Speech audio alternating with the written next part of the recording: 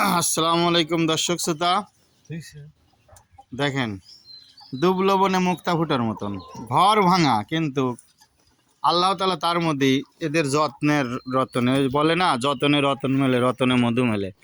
আল্লাহ তাআলা তাকে সম্পদ সুন্দর জিনিস দেয় যে আল্লাহর কাছে চায় এবং যত্নও করে।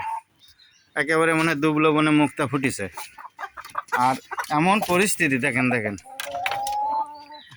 কি সুন্দর।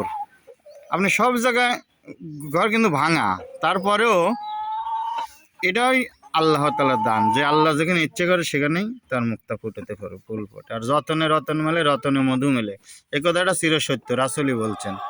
বেড়া খান সারলে দেড়া খান হয়, দেড়া খান সারলে বেড়া খান হয়, তেনা খান খাইছিলে শাড়ি খান হয়। দেখেন কি সুন্দর আল্লাহ তাআলার দান।